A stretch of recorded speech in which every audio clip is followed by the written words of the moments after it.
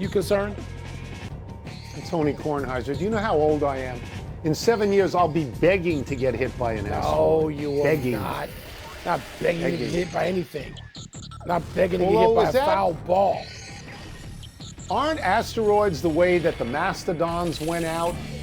Weren't they prevalent and then an asteroid came? What do we got to bring in a dinosaurs? 7th grade science teacher? Do we have to do that now? Well, it's been a long time for me since 7th grade, but I thought the mastodons went out that way. Welcome to PTI, boys and girls. In today's episode, a big win for Duke, 2 losses for the Knicks, and a hat trick for Alex Ovechkin. But we begin today with a couple of NBA teams that had grown old and saggy in recent years and are now red hot, the Lakers and Warriors.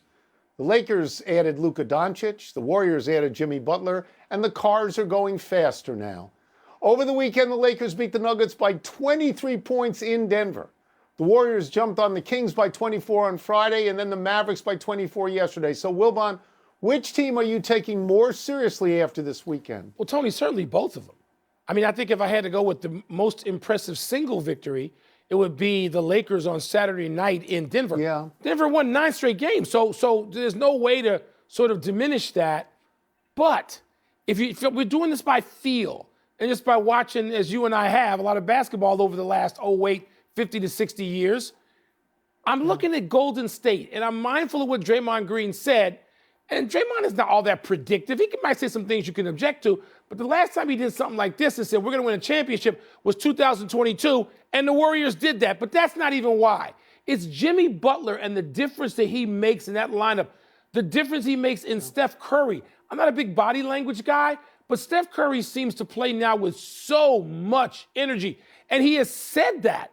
And it's just the way he's going about it and the things that he can do now, the space that he has to operate because Jimmy Butler's out there. Jimmy Butler going to the foul line in a way nobody has in years and years and years on that jump shooting team.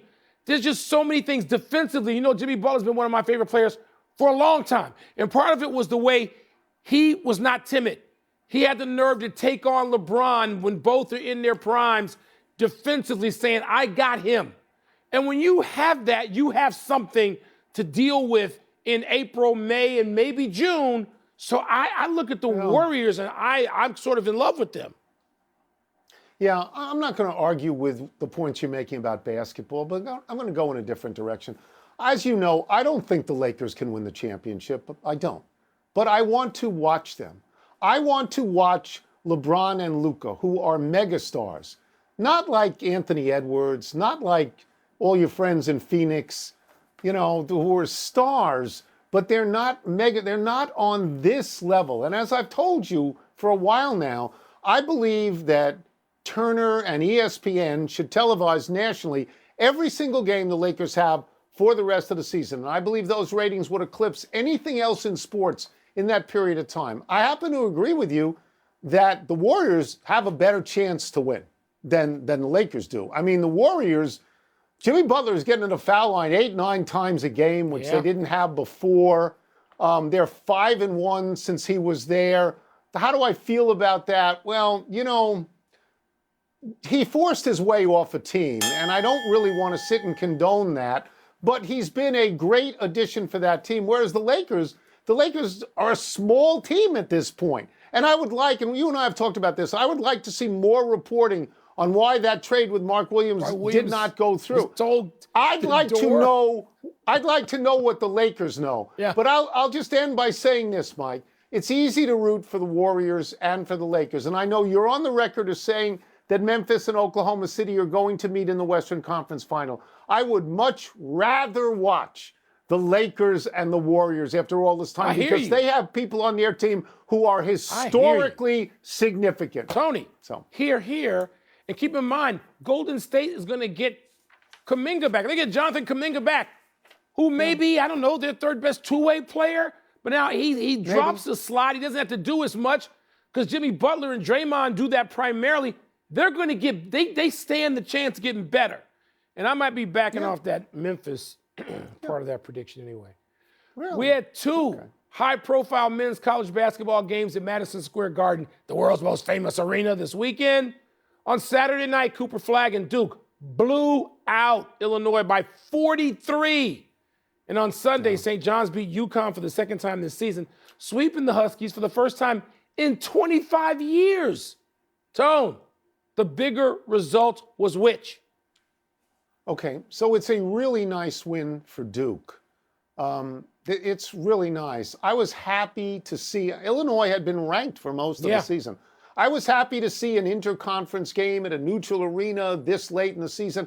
I honestly think it took courage to schedule that because that's a departure from what you are looking at for the next 2 or 3 weeks. But Mike, I have personal experience in New York City when St. John's is really good. When St. John's is really good, people care about St. John's just the same as they care about the Knicks when the Knicks are really good. When they're playing in the Garden, the noise for St. John's when they're really good is just the same as the noise for the Knicks. St. John's is the college basketball team in New York City for 3,000 years. UConn's in a neighboring state, and Seton Hall, Rutgers are in a neighboring state. They don't hold a candle to St. John's, and the Brooklyn Nets may as well not even exist. This is, when you put those two teams together with Rick Pitino and Danny Hurley, you have 4 national championships. That's a big deal. For St. John's, as you say, to do for the first time in 25 years, beating UConn home and away, that is a big deal. Yeah, there's no question. And I got a horse in the other race. Because even though everybody who's been the head coach of Duke in the last 100 years is from Chicago, I tend to root for Illinois, who I've seen play twice in person this season. They were ranked when Northwestern beat them, and I was courtside. So I didn't get this, but then I was told later, illness, virus, something had been going through the team. But Tony, I have to now allow that Duke is better than I thought. And I didn't think Duke was I thought Duke is okay, really, really good, but I'm not willing to accept great until we get to March. Maybe I have to accept it. But St. John's, UConn. I mean, I covered the Big East for a lot of years. You and I sat shoulder to shoulder in Madison Square Garden and watched those two schools, watched those teams. My God, Pitino wasn't the coach then, Louis Carnesecca was, and Hurley wasn't the coach then, but that matchup is so great and powerful. This is right. And Tony, I can't wait to see St. John's now. Let's go straight to March. I want to see what Pitino's got for March. Mike, I don't know how good St. John's is. They had good three-point shooting the other night, but they're not a good three-point shooting team. Yeah. They're under 30%, and that's got to kill Pitino because he basically invented the three-point shot at Providence, and then he had Kentucky do it all the time. But he walked in, this is his second year. He walked in last year, he took the team they gave him. He didn't like it, and he said so. I know. And he changed it. We have talked about this a lot. There are things that Rick Pitino does off the court that raises our eyebrows. But on the court, it's a masterclass. Genius. And he's a Long Island boy, and it means something in New York if they're good. We move now to hockey. And Alex Ovechkin, who you can see over my shoulder, scoring a hat trick last night as the Washington Capitals pounded the Edmonton Oilers 7-3. Ovechkin now has 882 goals and needs 13 to beat Wayne Gretzky's all-time goal-scoring record. Wilbon, what is the word for Ovechkin's hat trick? I'm going to go cross sport. I'm going to go straight age here and say LeBronish. I mean, that's what it is. Those guys are essentially the same age, and you just marvel at the way they're able to play at this stage of their careers. And so I was watching that game in the beginning yesterday, and the first Ovechkin goal was not a classic Ovechkin goal on the left side in the circle between the hashes. A slap shot. It wasn't that, but he got one of those, and I turned off.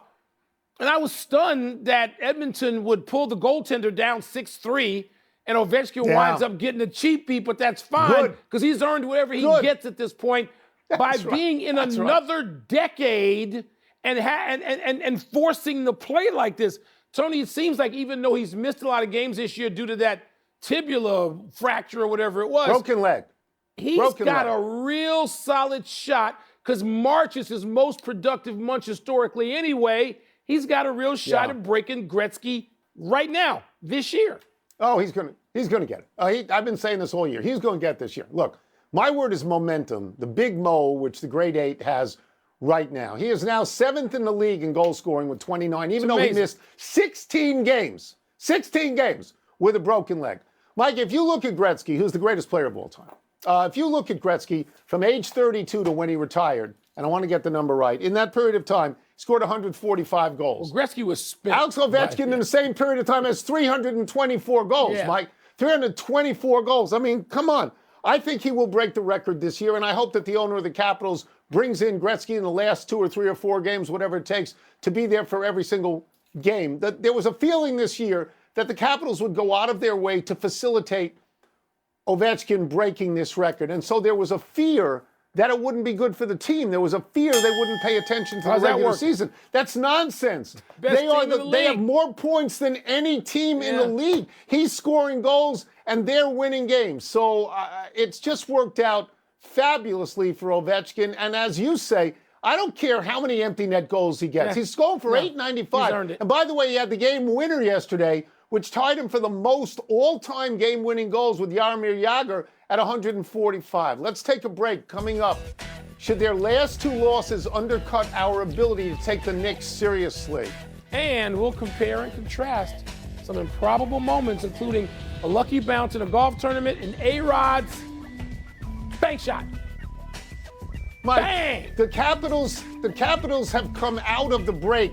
They beat Pittsburgh and Edmonton by a total of 15-6. Yeah. 15-6. I feel, but the other teams have people in the Big Four or whatever that was, and the Capitals didn't. You know? Pardon the Interruption is brought to you by Empower.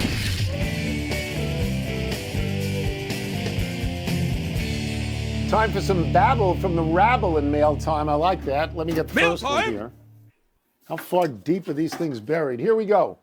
Is it time to stop taking the Knicks seriously? Well, you can't start taking them seriously. Not after the last 2 losses, Tone. They got beat by seemingly 50. I know it wasn't quite that many in Cleveland, and then, at the other Garden in Boston, and those are the teams. And they're 0-7 now against Cleveland, Boston, and OKC. And those are the teams. And look, a lot of teams lose to those 3. But the Knicks, we thought, the trade for Karl Anthony Towns was supposed to help them. Jalen Brunson coming off an amazing playoffs last year. And then the problem, sadly to say, is those 2 are each in the bottom 5 at their position defensively in the league. And that just doesn't cut it. So it's hard to take the Knicks seriously with all that negativity going on.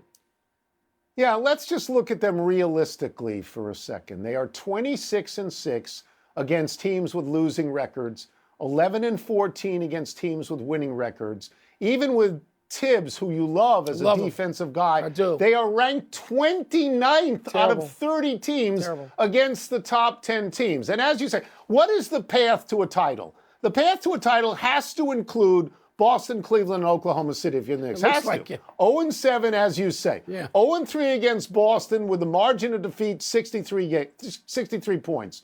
0-2 against Cleveland, the margin of defeat 43. 0-2 against Oklahoma City, the margin of defeat 35. So how are they supposed to win? So that, let's stop this. They cannot win this way. Those teams they have to beat, they're not close to, Mike. Yeah, it's not like somebody else is going to take out all 3 of those. I mean, man, it's kind of surprising, though, because they had a certain grit last year in the playoffs. They did, even with everybody hurt. And now with more people healthy, not everybody, Mitchell Robinson, they're not as good. They don't have that grit. I don't get it. I don't understand it. Most improbable moment from the weekend. Juan Soto and Alex Bregman both homering in their first spring training games with their new teams. Brian Campbell getting a bounce out of the trees and winning the Mexico Open, or A-Rod hitting a half-court shot to win a Bucknell student $10,000. Okay, 2 dudes going to the Hall of Fame hitting a home run is nothing. Not even worth a headline. It's a caption. A bounce out of the trees. You and I get bounces out of the trees every week. We do. We don't then go on to lay up and then hit it within 3 feet, but that's beside the point. Right. The shot out of the trees, stop. Anybody gets that. A-Rod, Alex Rodriguez hitting this shot, and he didn't heave it, Tony. It wasn't some wind-up crazy thing. It wasn't like some mascot over the back shoulder. He shot it. Shows you how great an athlete A-Rod is. And it might say to the NBA owners who have to vote on his candidacy to own the Minnesota Timberwolves, we might want to let him in because none of the rest of us can do that. I'm glad that you brought that up because it was a great shot. And if I was the Bucknell kid, I would turn down the $10,000 and I would ask for 2 points with the Timberwolves after he buys the tee. Just give me 2 points worth of that Even tee. 1 point. I'm gonna go with the golf. Because I agree with you on the baseball. I'm gonna go with the golf because I watched the golf. I'm gonna tell you exactly what happened. It's the second hole in a playoff. You know, they each par the hole the first time, second hole, and this kid gets up and he hits it so far right. It's just in the trees. It's OB, Mike. He's going to lose the tournament. And it gets thrown back onto the course, which is simply unbelievable. He hits the next shot to about 100 yards. It's a par 5. And with 100 to go, he sticks a wedge to 3 feet 8 inches. Okay, and then and I'm watching this. I cannot believe it because he's supposed to lose. He's supposed to be OB. He hits the putt, and his life changes, Mike. 186 starts on the PGA Tour and the Korn Ferry Tour, and he had never won. And now he's in the Masters, and now he's in the Players, and now he's in the PGA, hit a tree. and now he's in the elevated Because he hit a events. tree. Yes. How's it go when you hit a tree? How's it go when I hit a tree? I'm happy to be back in the fairway, but, you know, I'm probably going to still bogey the hole. Goes out. Goes out. Enough email. Let's take one last break. Still to come, the LA Galaxy celebrate big and then come up small. And what does it mean when the Sixers say they're exploring options for Joel Embiid? So doing the caller, Smiley Kaufman and Nota. Tonight on SportsCenter at 6 Eastern. What the...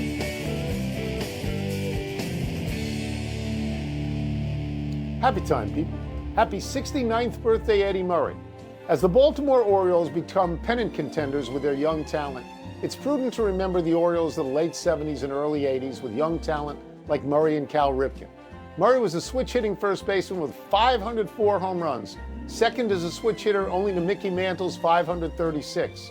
Murray was American League Rookie of the Year in 1977, an 8-time All-Star, 3-time Gold Glove, 3-time Silver Slugger. Murray led the American League in home runs and RBI in 1981 and was on the Orioles World Series champions of 1983. Murray is in the Hall of Fame, and the O's retired his number 33. Tony, when I covered that team, which I did for the Washington Post quite a bit, I could never crack Eddie Murray. He never just spilled his guts to me. It was always Richard Justice of the competing Baltimore Sun, our dear friend. And then recently, not too long ago, I'm at the golf course, I'm on the first tee, and they say your fourth is coming up. You'll probably like playing with him. It's Eddie Murray, and he couldn't have been nicer, and he couldn't have been chattier, and he couldn't have been more engaging. 5 hours. Yeah. Huh? Well, he spent 20 years not talking, so he's got a lot of time to make up. Smart guy. Happy anniversary, Jim Kelly. On this day 40 years ago, while playing for the Houston Gamblers of the USFL, Kelly outdueled Steve Young, who was playing on the LA Express, throwing for 5 touchdowns and a record 574 yards to lead the Gamblers back from a 33-13 deficit to a 34-33 victory. Fewer than 10,000 people were in attendance, and the game wasn't televised, even in Houston and LA. Sports Illustrated called it the greatest game nobody saw. Kelly and Young would go on to the NFL and have Hall of Fame careers with the Bills and 49ers. Kelly's passing total not only was more than he would ever throw for in the NFL, it was also the most ever in an American football game. I know Aaron Rodgers won a Super Bowl and he won several MVPs, but if you asked me today, I had to win a game for my life, who would I take? Jim Kelly or Aaron Rodgers? I'm taking Jim Kelly, okay? Because Jim Kelly, the toughness and the talent he demonstrated and the love of teammates that he received over those years, not just the 4, but beyond that, Tony, it might have been unparalleled. It was up there with anybody. I'd take Jim Kelly. That's just me. Happy trails to Sunday's season opener for the MLS champs. The LA Galaxy unveiled their title banner in the pregame of their season opener. Then they went out and got blanked by an expansion team. In the first official game in the franchise's existence, San Diego FC won 2-0, getting 2 goals from Anders Dreyer in his MLS debut. Said Dreyer, quote, "They had a little party before the game and we spoke about let's kill that party, and I think we did that quite well," unquote.